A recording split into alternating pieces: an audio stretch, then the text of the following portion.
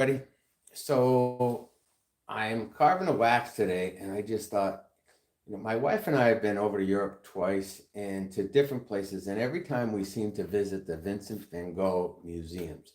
And one of them was in this underground, huge cutout area where they cut out all these stones, and the walls were 30 feet tall, and they had these beautiful paintings, and everything moved inside. Um, Anyways, I really liked Starry Night, and I've made a ring with the images of what I felt was Starry Night, and I bought some star sapphires on my buying trip to Thailand. I bought like 30 of them. So I'm sitting here making a signet ring, and I said, I just thought of it, and I decided, what it would be like to make it as a Starry Night, or at least in my vision of Starry Night. So I drew it out here, and so far I've been carving this wax, and I carved a signet ring, and then I decided, oh, I'm going to put the scrolls on here. So right now I'm going to turn this into my vision of the Starry Night. Now the star sapphire is at the store, but I have this peridot that is going to go in this ring, and then I will make a mold of it, and I can make it with a star sapphire or a colored stone or anything that somebody wants. I can also cut the bezel down and make it into prongs. So it could be bezel set or it could be prong set. A lot of things that you can play with once you've made a ring, but let's play with this wax a little bit and see what happens. This is one of my tools that I made from a bicycle spoke. When about 40 years ago, I made my own set of tools. But basically what I'm going to do right now is just carve in the design that I'm going to be cutting out. And I think you might be surprised when you see what happens here, because this isn't going to just have a design cut into it. I'm actually going to cut this completely out. So I'm going to use a flex shaft, and you'll see what I get. The nice thing is that it's going to be a one of a kind. First thing I need to do is cut the inside out so it's easier. So I'm going to cut the inside. See, if you notice, it's pretty solid. This is a wax burr. It's very aggressive, so you want to be careful if you're carving waxes. But you get the rotations up quite high.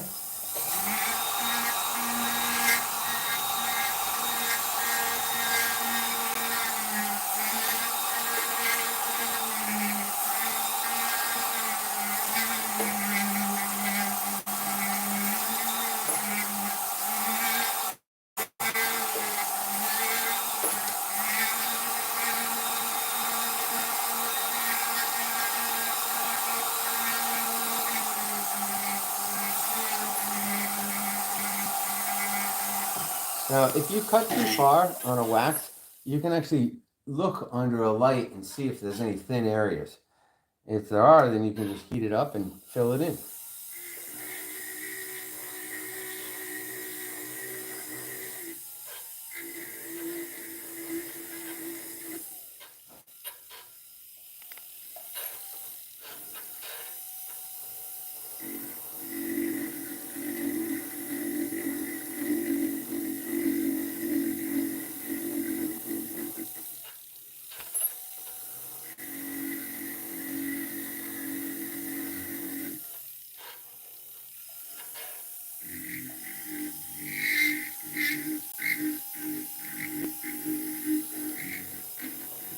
This is almost going to be like a dome ring that has a stone in the center,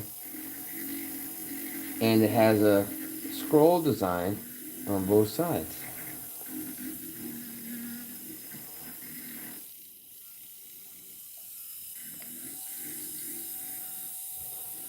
One of the schools that I went to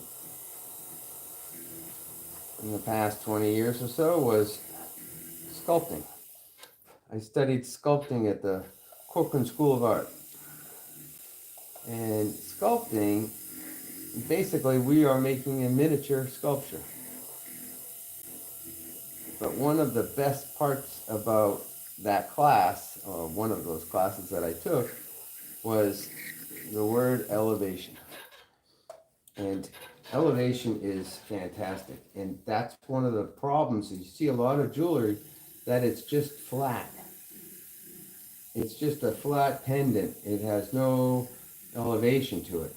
And when you are making something, it's really important to have some different contours, similar to how I've made this curve up on both sides. It curves up on both sides.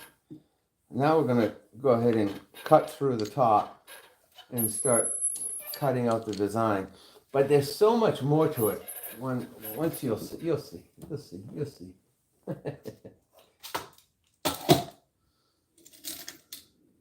These are the same burrs I use for gold as I do mostly use the same burrs for gold and for wax.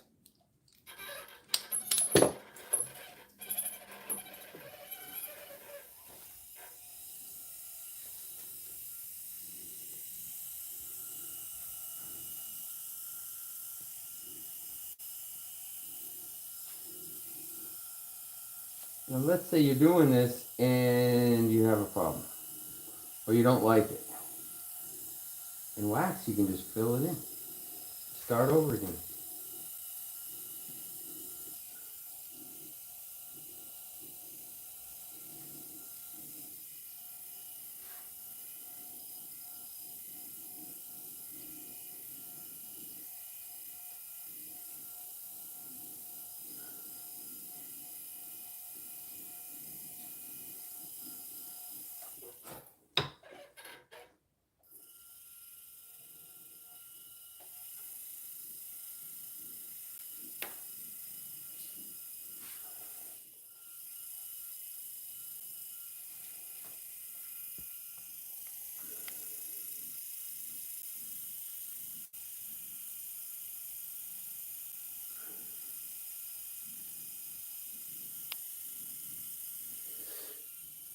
By the way, there really isn't a right way or wrong way to do this, because everybody has their own way of doing things.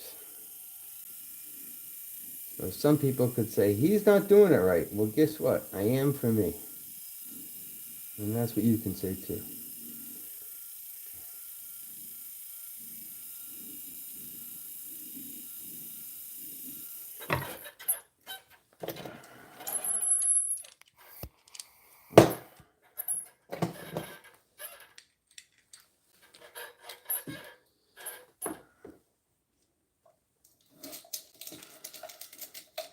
I'm going to cut a couple of drill holes through the inside to be able to put a saw blade through.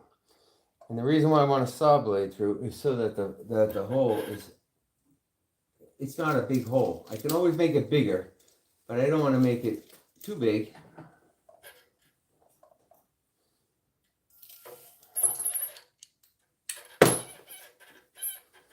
So everywhere I'm going to do a scroll, I'm going to cut a hole.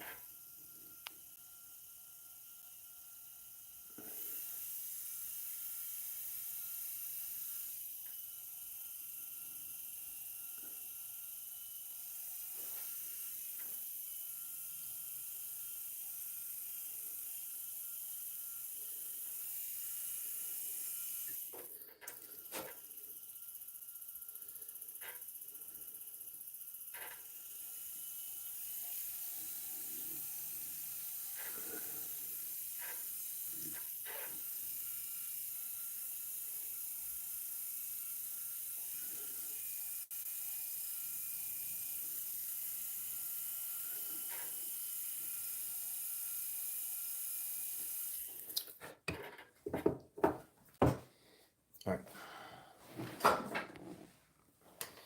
This is a wax saw blade. I mean a gold saw blade, not a wax saw blade. This is for cutting gold, but it's much finer. So it's important that I use a finer blade. All right, let's see what happens.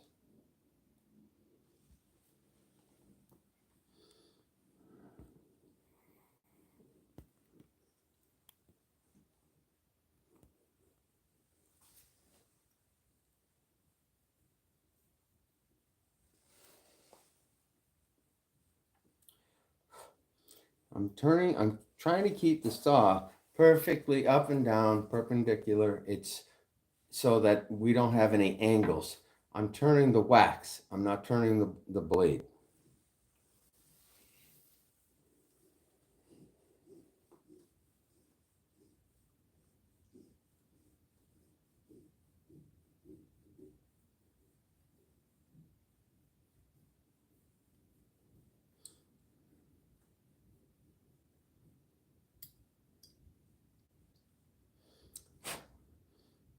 Hey, Ellie, we could call this Creating a Starry Night in Gold. Right? When we're like done. Yeah.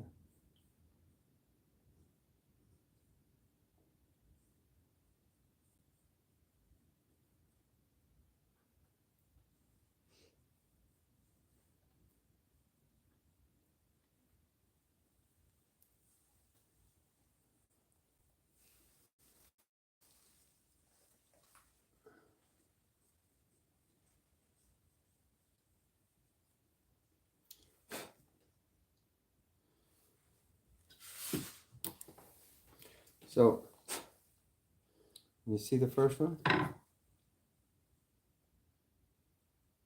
Cut here and around. So what I'm going to do is, remember I talked about elevation. I'm going to cut down on both sides so that the groove is actually raised, which you would think of the way the wind is blowing and you've got waves in the wind. It's not smooth. So I'm going to try to create that elevation in the setting itself.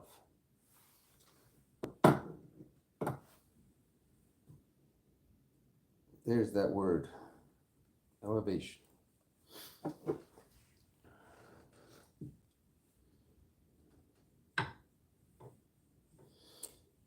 Now, if you don't know, we've had a jewelry store for 36 years. And I am blessed to have wonderful people that work for me and a handful of jewelers that do a lot of work. So I get to have fun and make stuff that I really like playing with. So that's good. It's a real fun job because you make people happy. And this could be cast in silver or in gold. But I typically only work in gold or platinum because it's the same amount of labor whether you do it in gold or whether you do it in silver. But a lot of times people don't want to pay that labor charge for silver because the silver is so inexpensive. And I don't blame them. Here, now I've got two. Now I'm going to bring it up.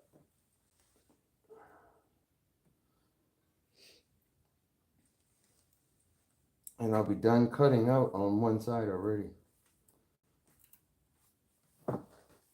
If I cut it out and I don't like it, as I said, I can use this matte wax pen and I can press a button, watch what happens to the end. It smokes really good. That's wax that's burning off. So I can fill in whatever I do and start over again or change the angle or whatever I want to do. Where did you learn to do scroll work? I went to the GRS school for hand engraving. I thought I was taking a class on hand engraving into jewelry, and it actually was gun engraving. And I was really interested, but I make jewelry. I don't need to do guns. So I've done a couple guns just for the hell of it, for fun. But the GRS school, they make equipment, they make tools. Is that right? Oh, look at this. So here, this is a little rusted now, but can you see that? Yeah. I hand engraved that little dog, the big dog, Labrador. I've got lots of plates. This was a sample that I was cutting out, but I've taken all different kinds of hand engraving classes so that I could be a better jeweler. like I said. So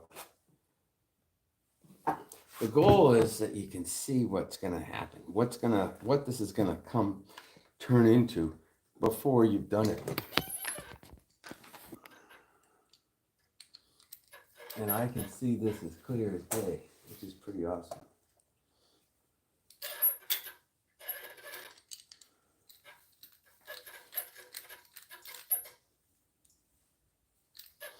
I'm not making, this ring is for that lady, but I'm not making this design is, I'm kind of going a little haywire. So she might say, I don't really like that. And that's absolutely great, because then I get to keep it.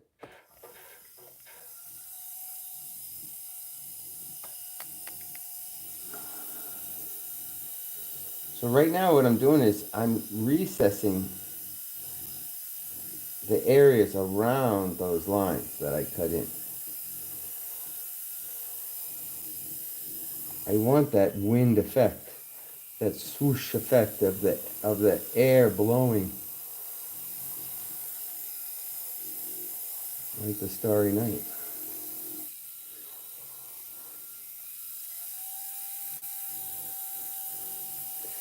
And what better stone to put in the center would be a star sapphire, a pink or a blue star sapphire. That would be really cool in my mind.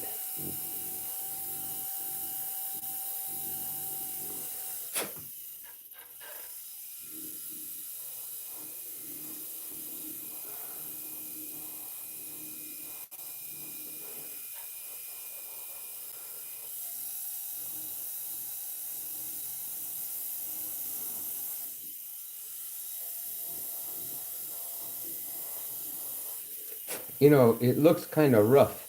It looks kind of rough to me too. That's okay. That's just you're just starting out. I'll show you what I'm going to do next. It'll make a world of sense to you.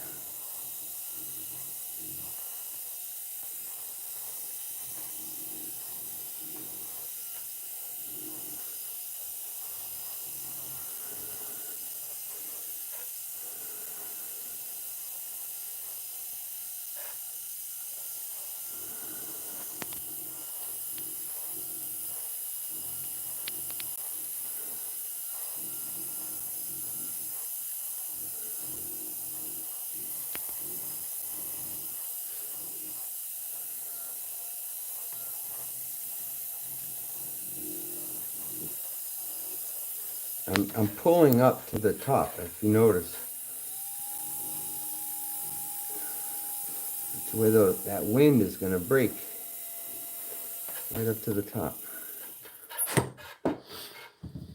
Now, these are some of the different tools that I've made over the years. Basically, you can take a bicycle spoke and you can hammer it and then shave it into whatever shape you want. So here's the larger swirl and here's a smaller swirl. You can buy things like this if you want, but you can also, I can show you how to make them, and you get a sense of satisfaction making them. This is going to be a lot cleaner. Can you see that? Mm-hmm. It's creating that nice, smooth, rounded edge.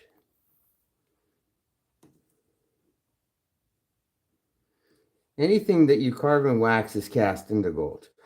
So if I can carve in the design and have it look really nice, it's going to be cast in metal.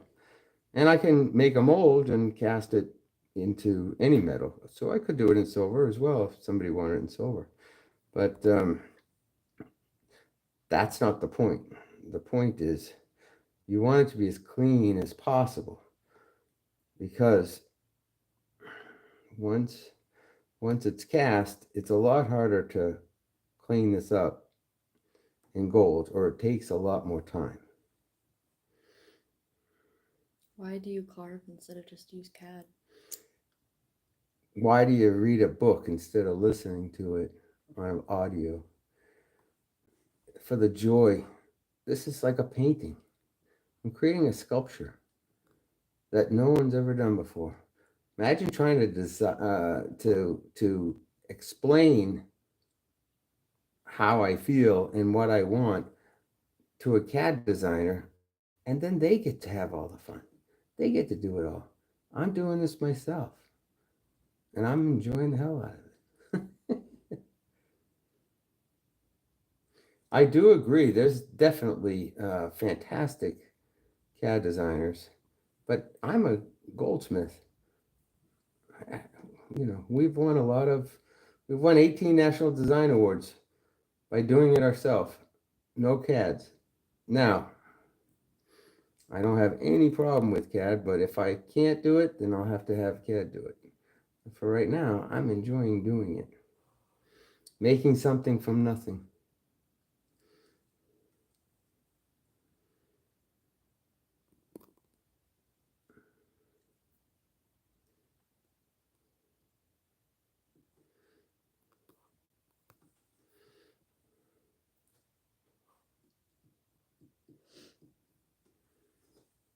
Will this be a bezel set center stone?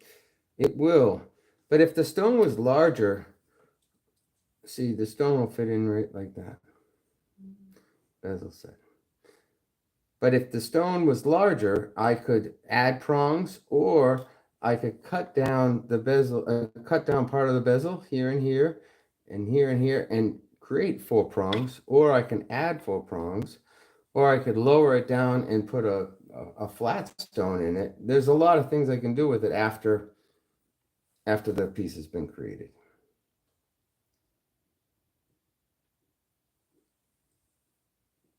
Now, everything that I'm doing here is honestly is I don't know what I'm doing.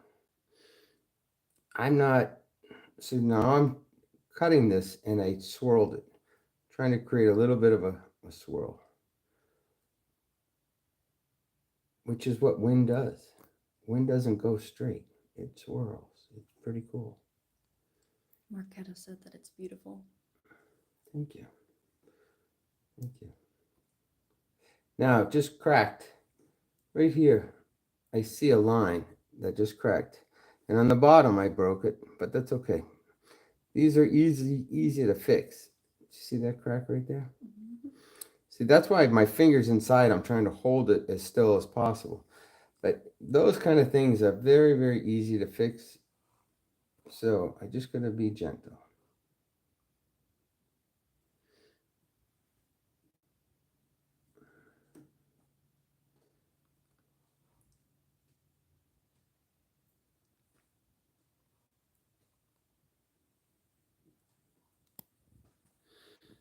I'm very happy with the way that looks so far.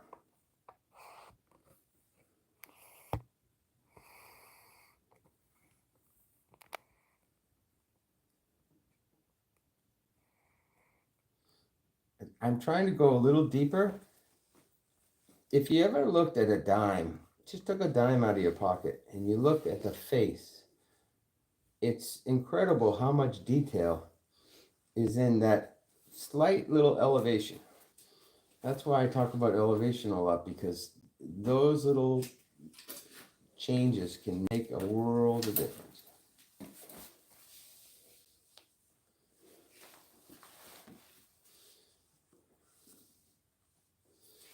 Now, I will probably come back to this and do more to smooth it out. Mm-hmm.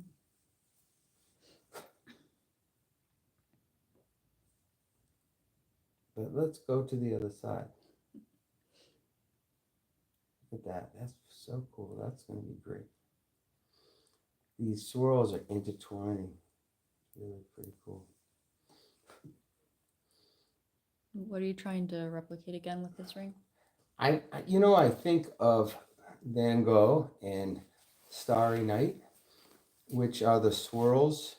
And we talked about setting a star sapphire in the center, which would be the star of the night, and the swirls are the wind that's blowing up. So, of course, this side and this side are two different sides, very similar, but here's what I drew in black, and then I'm going to cut it out with a saw blade, and then I'm going to create accents around it to create that elevation in the swirls to make them come alive, I hope. So let's try that now.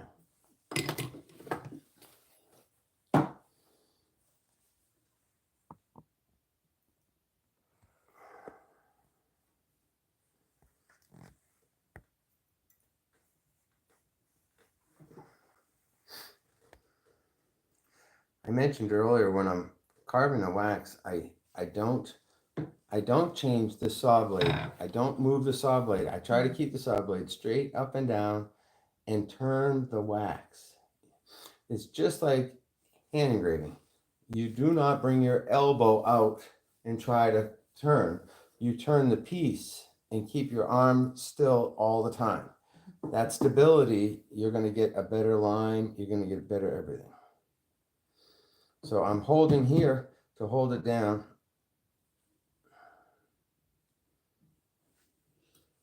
So taking classes that weren't even necessarily related to jewelry making helped you tremendously.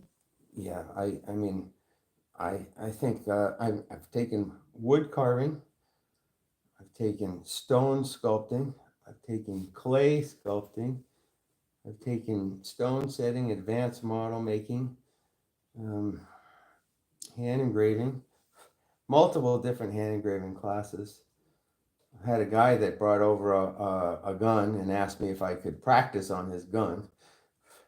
And he said, I'll give you $2,000 and you can have your way with it. And I actually learned how to inlay. So I inlaid his initials in 24 karat gold in his gun, which he was really surprised and pleased with.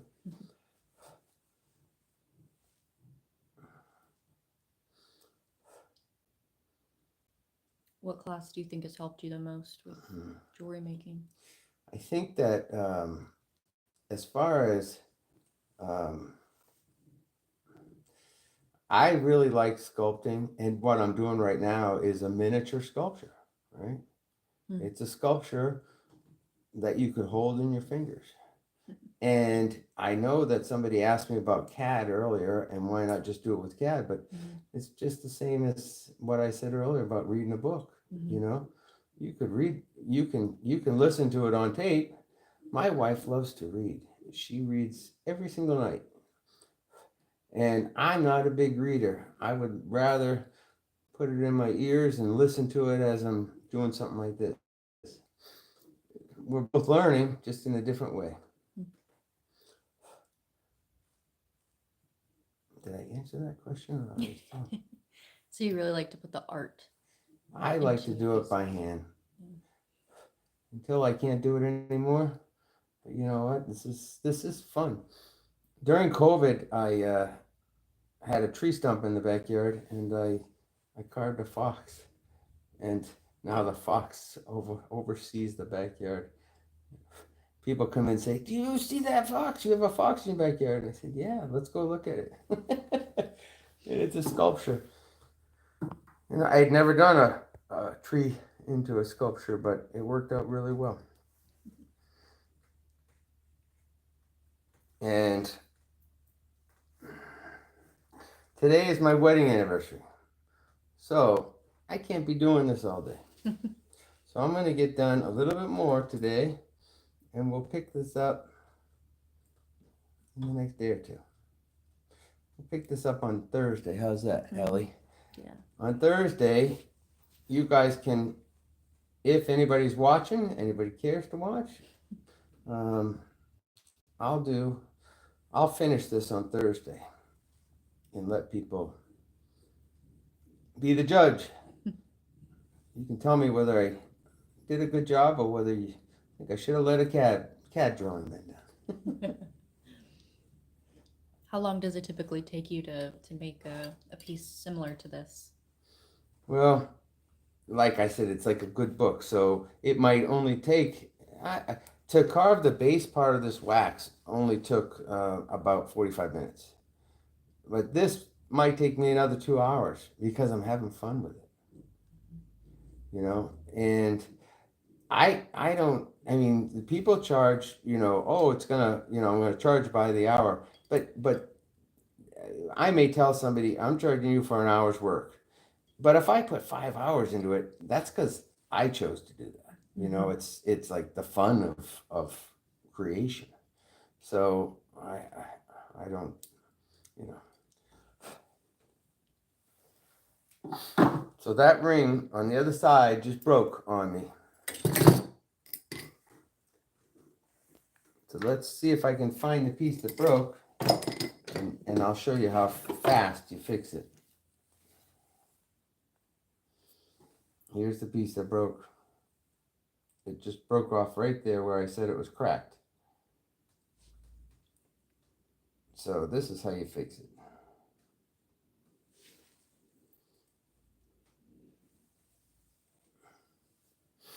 So this is a wax pen.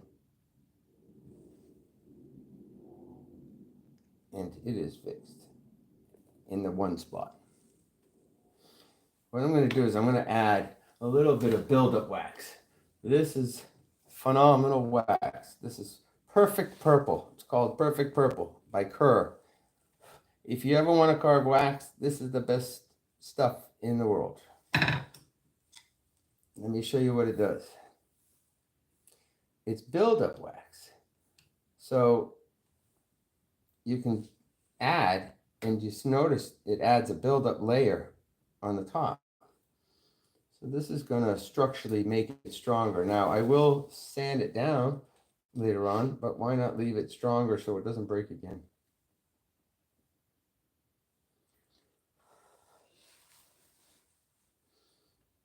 Now, you see it's broken there, right? I'm going to fix it from the inside.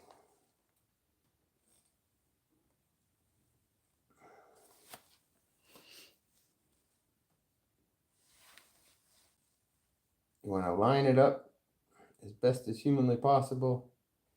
Fix it, and if it's not lined up perfect, you can adjust it.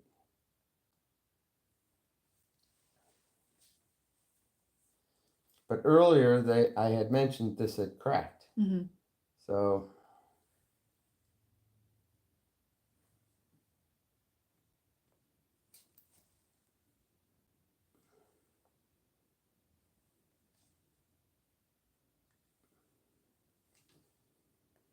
it's all fixed.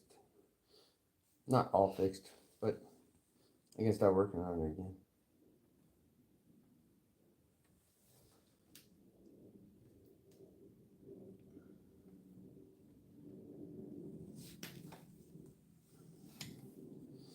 So today I mentioned is my wedding anniversary. So I guess I should probably stop doing what I'm doing. But I will add a little more wax to those joints that broke, and we will finish this up on Thursday. What time? What time do you want to do it, Ellie? I don't know. 10 o'clock? Sure. All right, 10 o'clock. 10 o'clock, I'm going to start, and I will finish this.